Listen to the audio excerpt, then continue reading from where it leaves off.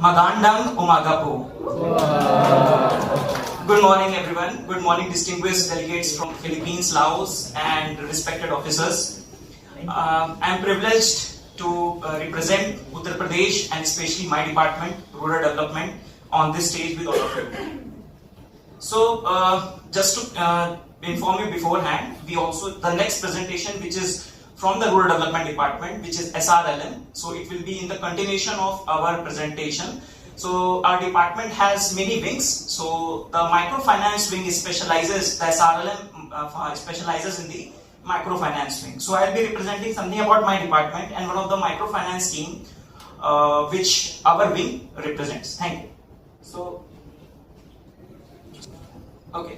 So what we do actually, Rural Development Department, we know that as discussed that in UP, majority of the population still lives in the rural areas, and if you want to end poverty, you have to deal with the rural areas. You have to elevate the rural distress. You have to provide opportunities apart from the agriculture. So what Rural Development Department, we focus on the basic needs of the people.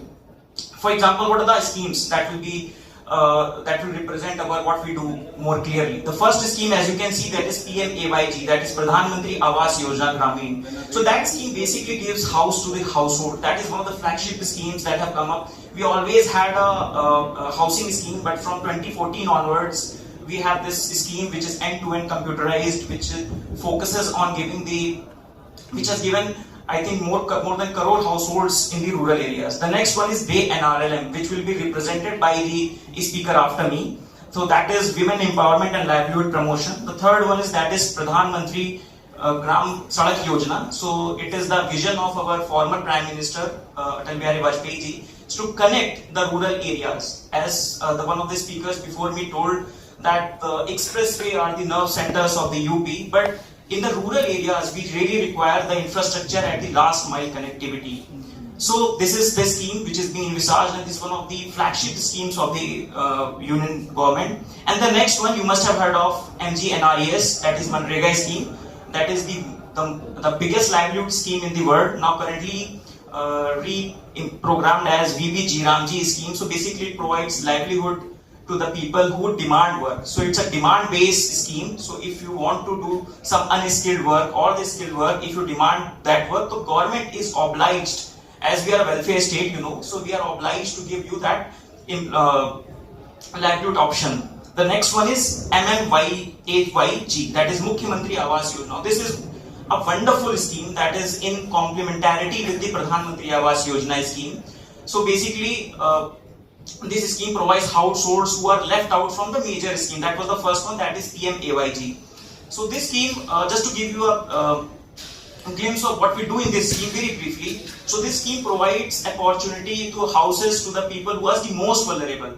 One of the provisions of this scheme, that the women who are widowed at early age or the Divyangjans, the scheme specifically provides them the household. And we are in the UP, we have provided more than 20 lakh households to these people. Then next one is SAGI, that is a central government scheme, that is Sansad Adarsh Gram Yojana, in which the representative adopts a particular village and then he goes for the holistic development of the village. The next one is MLA lands, that is basically the representatives that we elect. So they are given some sort of fund and they are supposed to give those fund as per the local needs of the people. And the last scheme that we are going to discuss, that is the Baba Sahab Ambedkar Rozgar Protsahan Yojana. So that is more than a microfinance plus scheme, and that I'll explain later.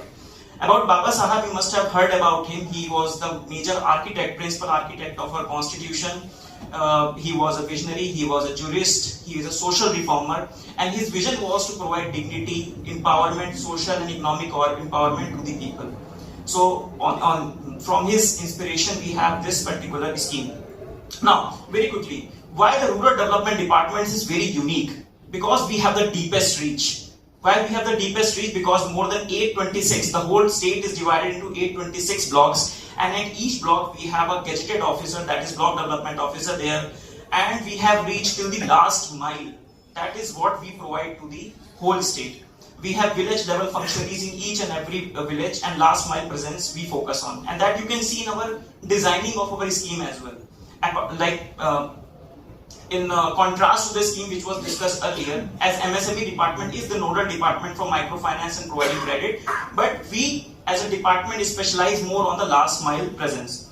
As you have seen in the schemes that I have discussed, that we focus on the very basic needs of the people, that is housing, livelihood, social security, basic amenities, and so on and so forth.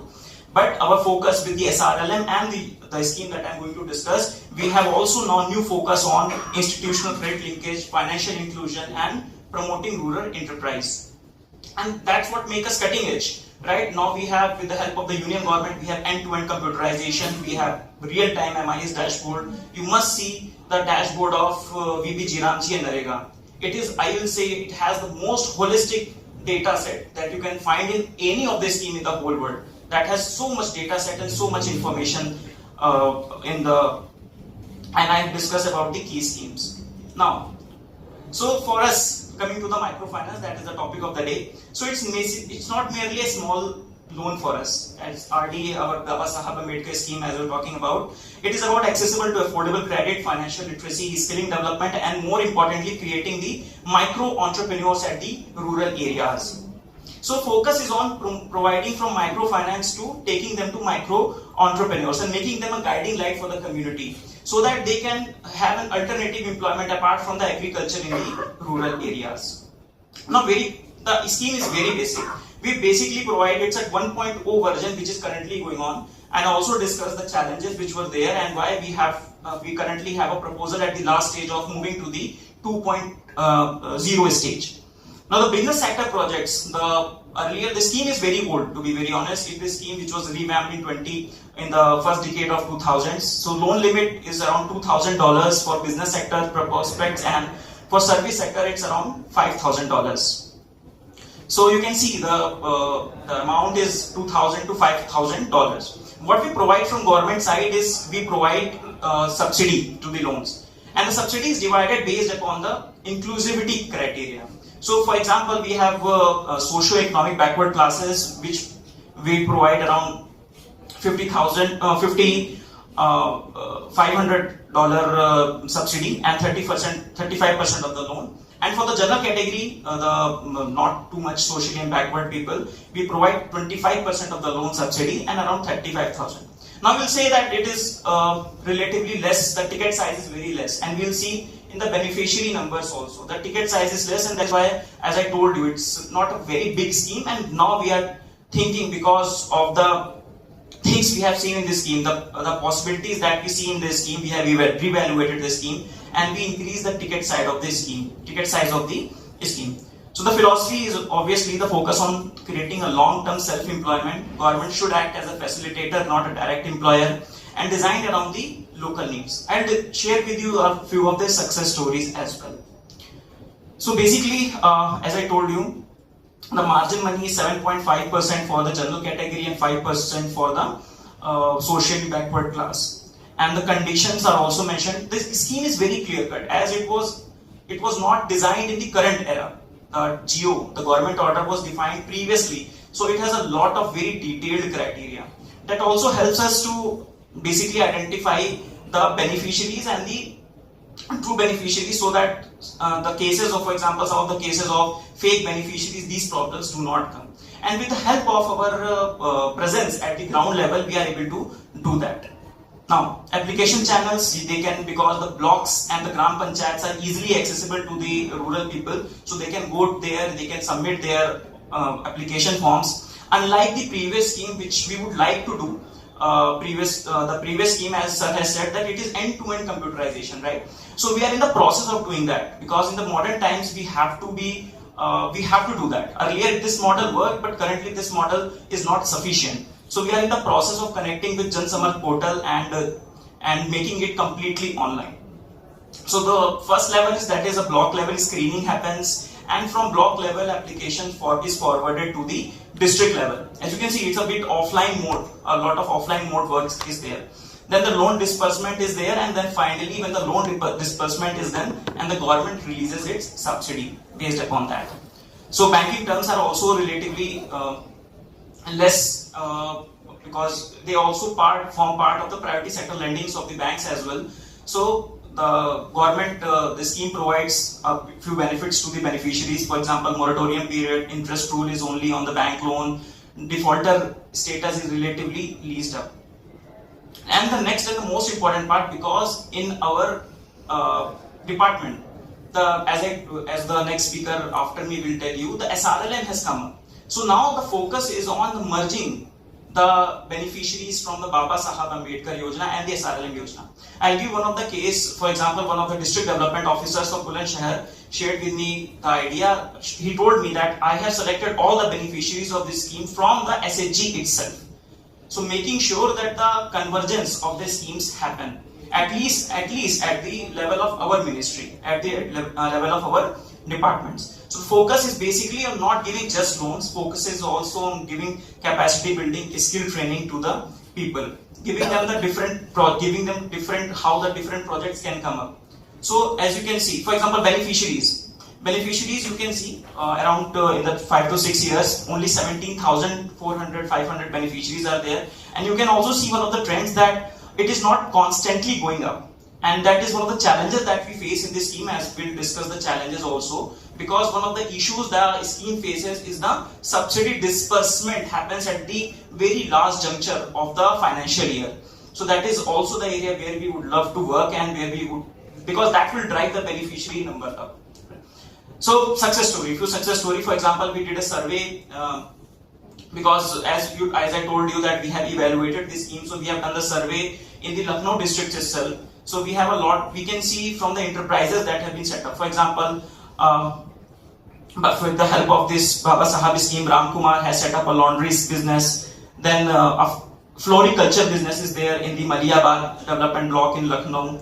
Then we have the CSC center that has come up with the help of this Baba Sahab Ambedkar, and so many opportunities. For example, in the Mohanlalganj block, they have come up with new buffaloes so that they can augment their income. Now, as you can see, it's not it's a microfinance plus model. I cannot say this is just limited to microfinance, because it's beyond credit. It provides hand-holding support, because we have now the functionaries at the block level, and also now support of the huge number HR people are available with the help of the SRLM as well. It's beyond livelihoods, it gives inclusion. So it's a total, as I told you in the starting, it's about creating the micro rural entrepreneurs. Now, any scheme is not without challenges, right? And that's why we have to keep evaluating our scheme, and we have to keep innovating in our schemes. The challenges that we identify can be seen in the interaction with the departments and the bank heads. For example, as I told you, the problem of the subsidy release, that's a big problem. Then with the bank and the beneficiaries, the selection of the beneficiaries, for example, a district level committee, for example, selected many beneficiaries, but when the banks evaluate their projects, because sometimes banks, maybe because of many reasons, maybe sometimes because of the very poor CIBIL, they reject their proposals, right? And you know that these are the thin-filed clients. They don't have a lot of collateral at their base. That is why they are presently in this condition. So that is where the challenge lies. So seamless coordination between the three. One of the things that we would like to do is, that is learning from the before MSME department, that is they have set the seamless integration of the banks with the department. And this is, we are working towards it, as I told you. So these are the major challenges that we see release in delay in the subsidy release. One of the major problem in the rural areas, what you'll see, and you must be facing that in your country as well, that is we have a lot of schemes. Government proposes a lot of schemes, but it happens that the people who need it the most, they are not aware about it. So the awareness generation is the biggest problem. But with this scheme, I'll say this is not a big issue. Why? Because as I told you, we have a huge workforce at the ground level. We have regular meetings at the Kshetra Panchayat level, at the intermediate Panchayat level. So the awareness generation is always there. Now, based upon these challenges and the evaluation that we have the scheme, we have moved from 1.0 to Baba Sahab 2.0. So the idea is that first of all, we'll increase the ticket size. So the business sector from $2,000, we'll move to the $10,000, and then from service industry, from $5,000 to, we'll move to the $20,000. So ticket size will improve, and obviously when the ticket size improves, we have to improve the subsidy amount as well. And the more important part, as I already told you, the end-to-end computerization we have to improve. One of the important things that we have done, that is more inclusion. So we have decided that more than around minimum 50% beneficiaries must be women, right? And as I told you, that because of the SRLM has picked up in this state, so this will be very revolutionary. More than 50% beneficiary must be women, and the priority is also given to the, as I told you, priority is given to the socially and economically backward class, and the horizontal reservation is given to the Divyangjans, that is the differently abled people, and the strong hand holding and capacity building. Right. To conclude, just to say, in our department, the first wing of the department, that is RD, rural microfinance succeeds when the finance is embedded within larger livelihood system. So not simply they are the borrowers, we want to create the capable entrepreneurs. So thank you everyone. Salamat po. Thank you. Any questions? Any questions? Yes. Any questions, please? Regarding anything apart from the microfinance, we can have questions ranging from rural development as well, because I represent rural development in this state. Okay. So in 2005, the government has come up with the idea that right to work. So it is written in our directive state principal policy, in our constitution, it is written that the state should strive to give its people right to work. It is not the entitlement based. That is, whenever the state wants, it wants to give. Whenever the state want to give, if the state does not want, it will not give employment to people. But the government in 2005 decided, no, it is not done. We have to give right to the people, because we are the welfare state. So from that idea origin, the idea of the Manrega. So whenever a person from the rural area, it is for the rural area, he demands work, that is, say that I want to work. So it is the responsibility of the state to provide him work within 15 days. If state is unable to provide the work in the 15 days, the state has to give the unemployment allowance to the people. And it is so revolutionary when it came up. It is one of the most revolutionary schemes in the world.